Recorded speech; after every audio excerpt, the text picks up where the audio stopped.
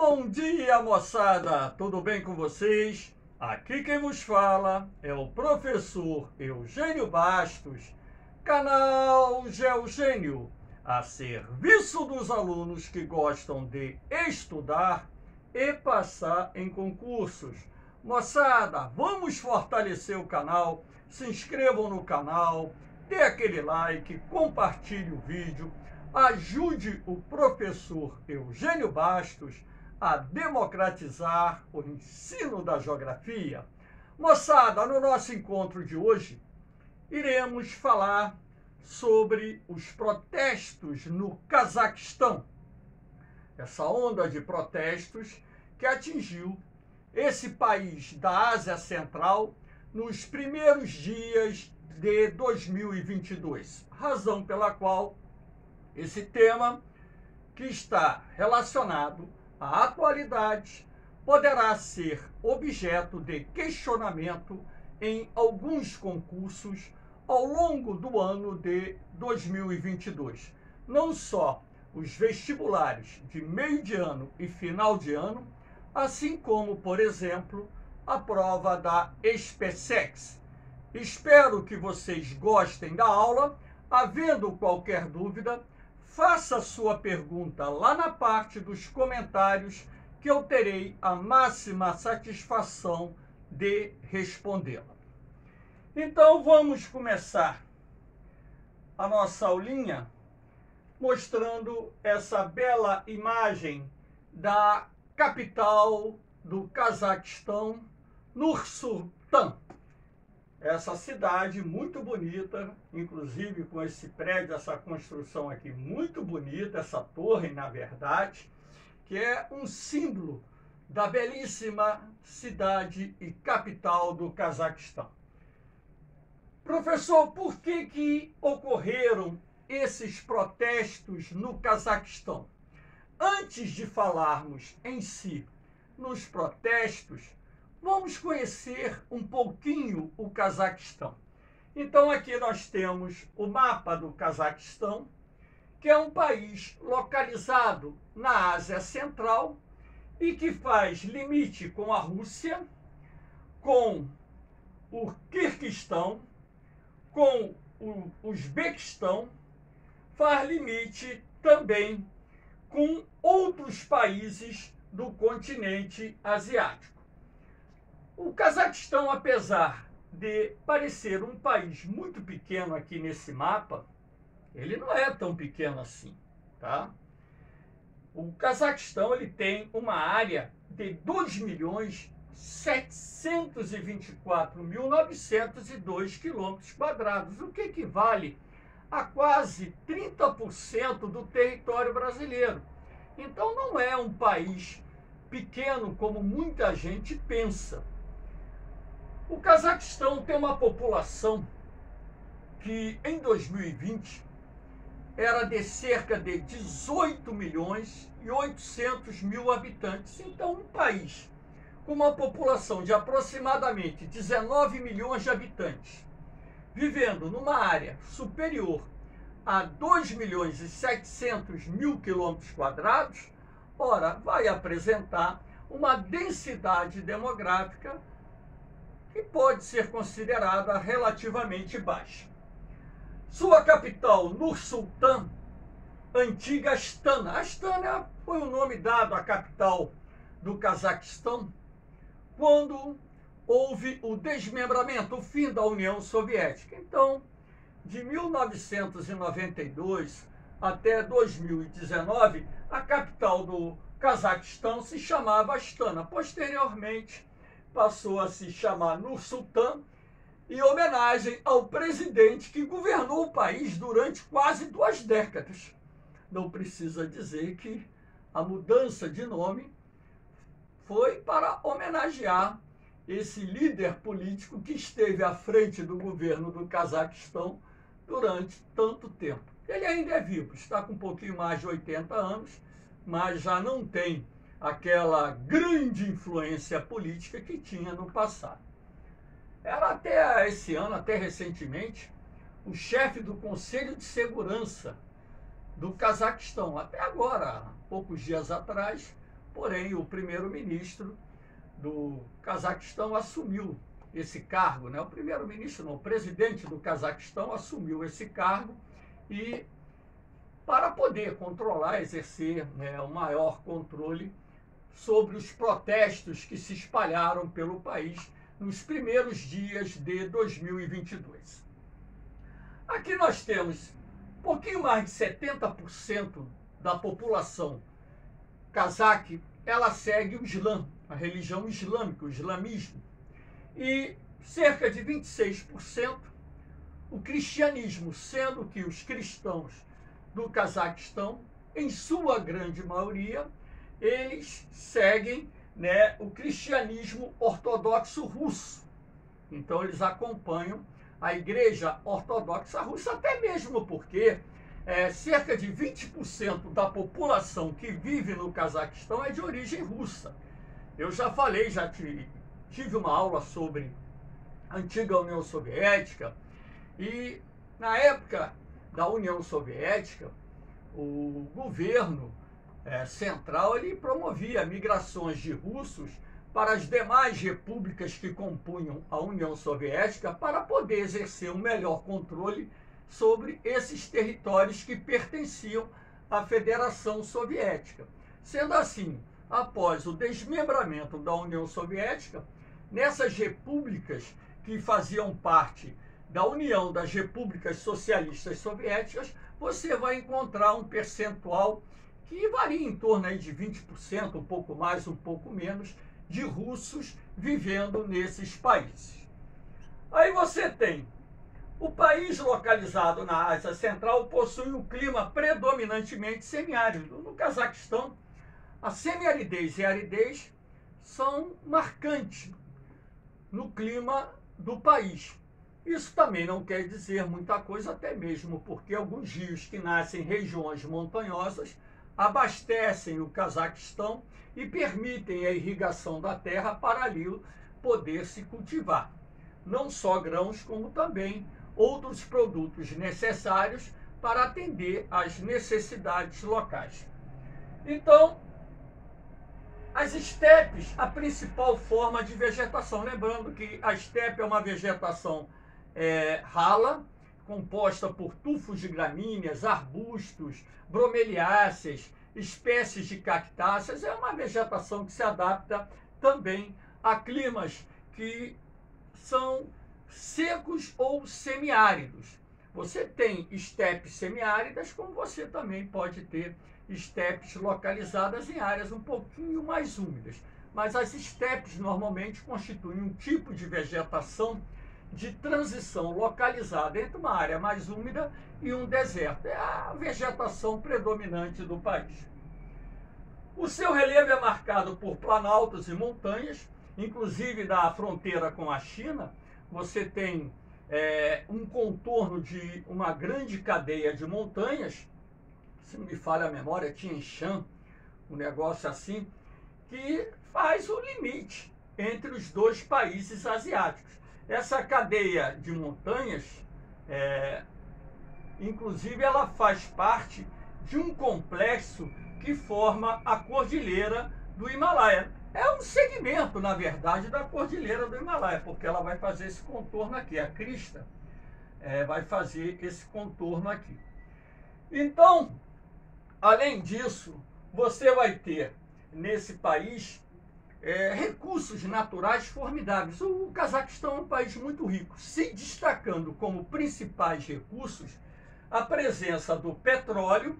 O Cazaquistão ele tem uma produção diária de petróleo superior a 2 milhões de barris, é um dos principais produtores de petróleo do mundo, se não me falha a memória, o 12º, 13º maior produtor de petróleo, de acordo com os dados de 2020, e também um país muito rico em gás natural, que não só atende a demanda local, como também é exportado para outros países. Agora, o Cazaquistão também é rico em urânio, é rico em minerais metálicos de uma forma geral, e também tem uma grande reserva de carvão mineral, destacando-se como a sua principal área de produção a região de Karaganda.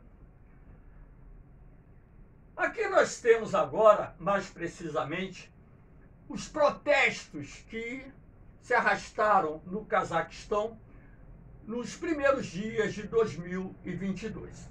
Então, o que é que acontece? O que gerou essa onda de protestos? O que gerou essa onda de protestos, a imagem aqui mostrando o povo na rua protestando, foi a decisão do governo de retirar os subsídios para a venda de combustíveis, não só o gás liquefeito do petróleo, assim como a gasolina, o óleo diesel.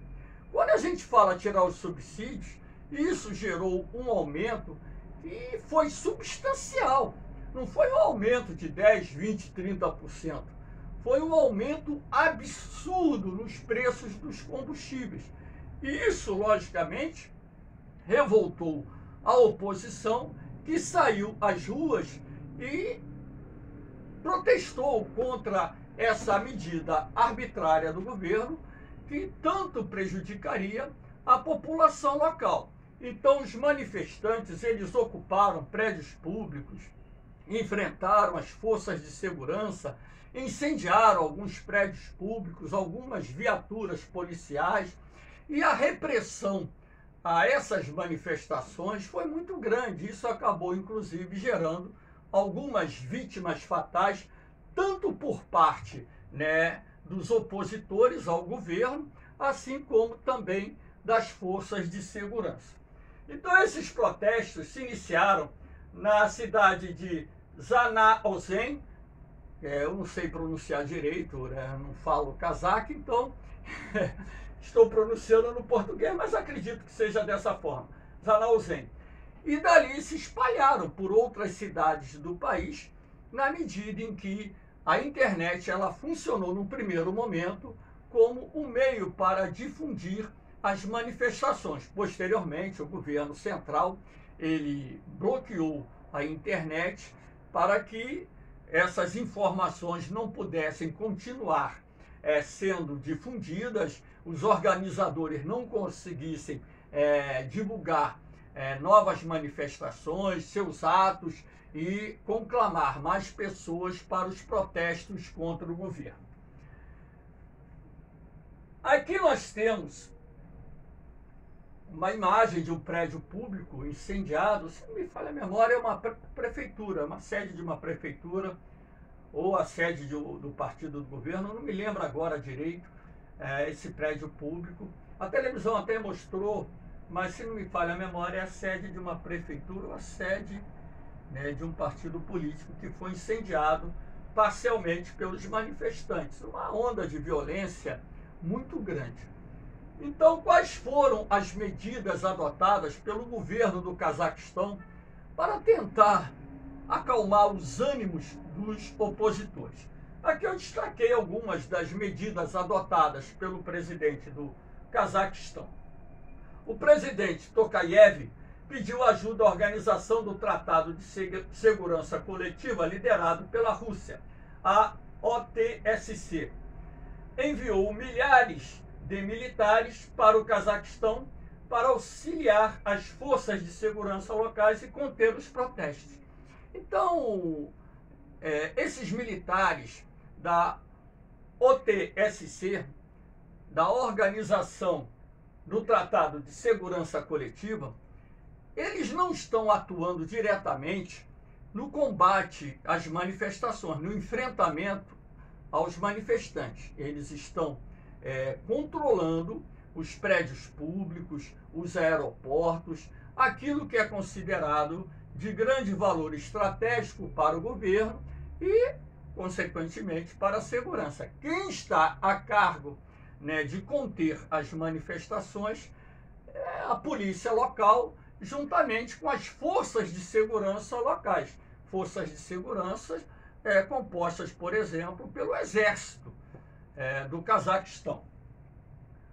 O governo decretou estado de emergência e toque de recolher em todo o país, como forma de conter essas manifestações e o vandalismo e a depredação de estabelecimentos públicos. Isso aí só causa prejuízo. Tudo bem, o povo está revoltado, coisa e tal, mas quem é que vai pagar essa conta depois? Para e pensa. É o dinheiro do povo que vai pagar. O conserto, o reparo, a aquisição de móveis, utensílios, tudo aquilo que foi destruído pela onda de revolta será reposto. Isso tem um custo. E quem vai pagar? O povo, porque é com o dinheiro dos impostos que o governo vai reparar aquilo que foi destruído.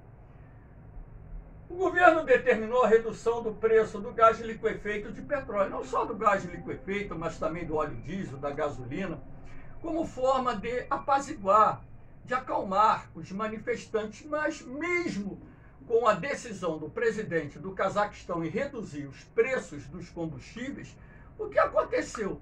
Os manifestantes continuaram protestando contra o governo, porque, na verdade, eles se aproveitaram dessa decisão arbitrária de aumentar os preços dos combustíveis de forma abusiva para também incluir nas suas manifestações outras reivindicações, porque os manifestantes também acusam o governo do Cazaquistão de envolvimento com escândalos de corrupção, de beneficiar os familiares do presidente. Então, esses familiares acabaram se enriquecendo muito durante esse período todo em que o Cazaquistão foi governado pelo ex-presidente Nursultan e está sendo governado pelo presidente atual.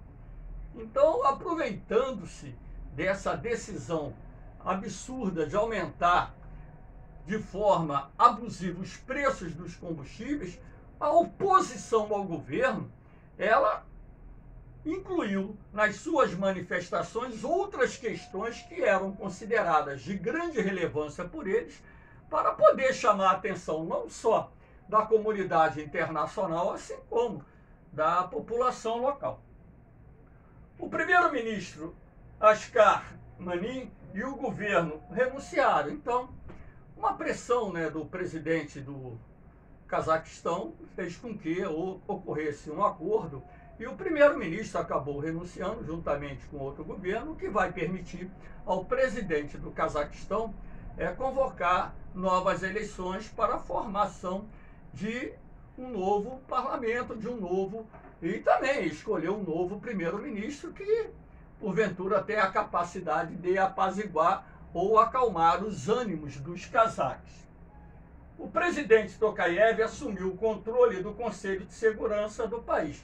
O Nursultan, o ex-presidente, ele estava no controle desse Conselho de Segurança, mas o Nursultan está com mais de 80 anos, já é uma pessoa idosa, e o presidente, então, decidiu, claro que não foi olha, eu vou assumir. Tudo vem de uma negociação, de uma conversação, e ele assumiu o Conselho de Segurança para poder comandar as medidas necessárias para conter essa onda de protestos que se espalharam pelo país afora. Aqui você tem o que está por detrás dos protestos. O aumento dos preços dos combustíveis, aquilo que eu disse, foi apenas o estopim da onda de protestos que se espalharam por várias cidades do Cazaquistão. O país possui um histórico de perseguição aos líderes da oposição.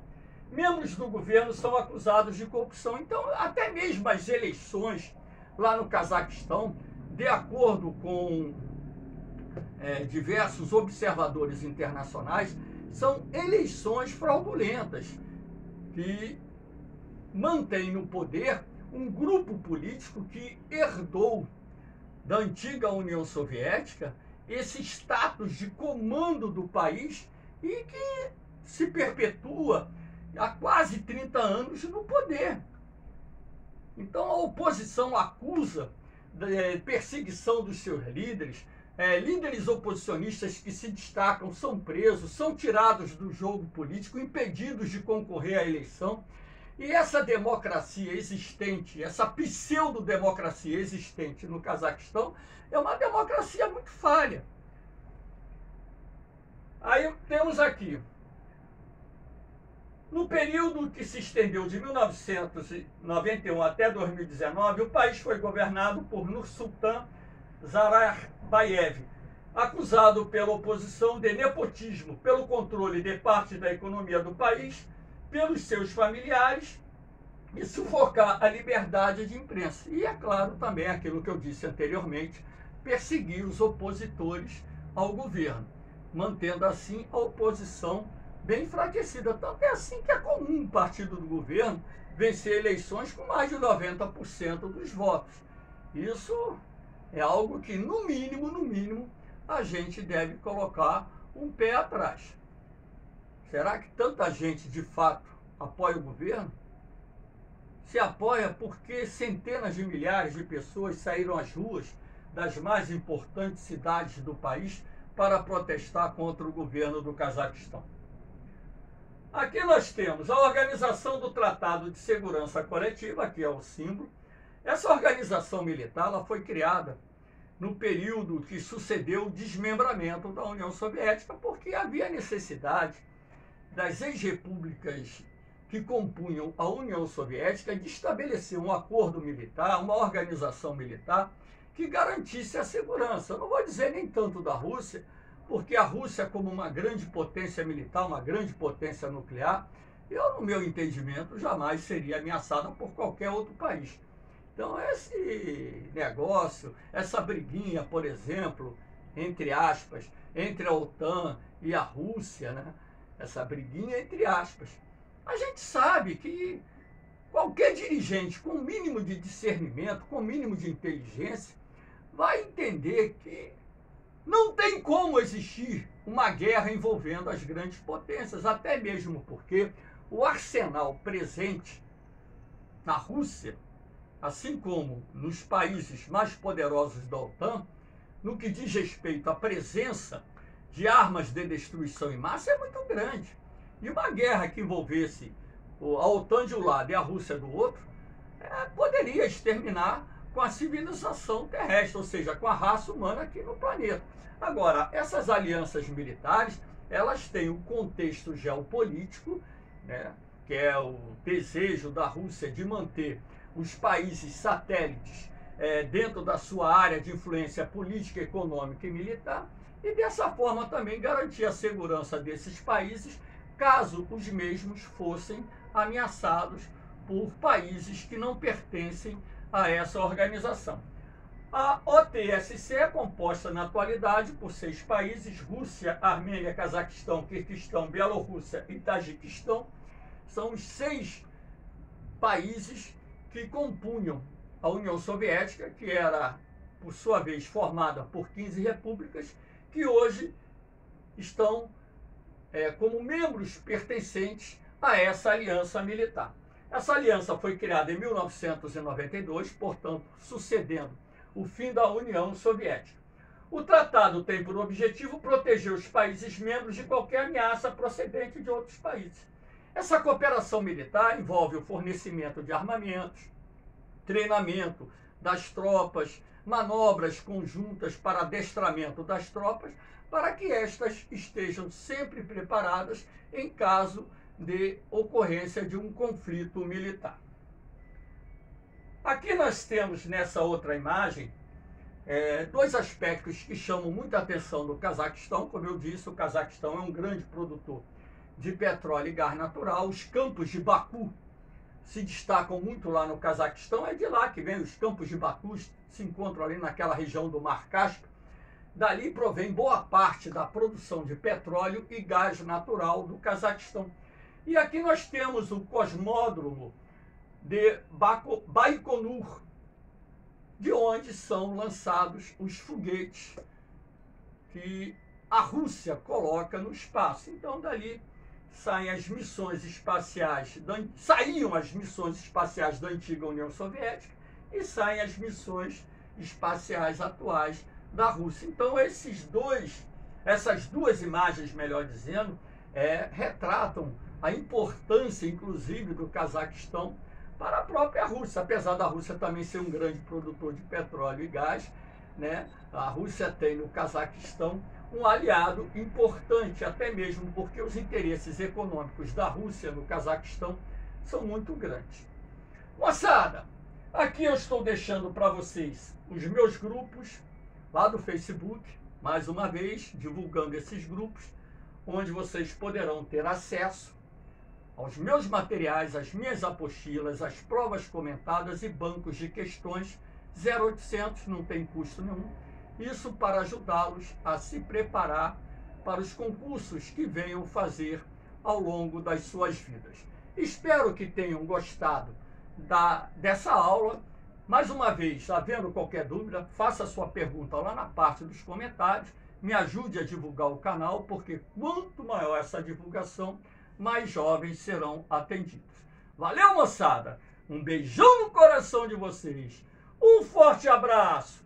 Fiquem com Deus. Eu vou, mas eu volto, hein? Fui!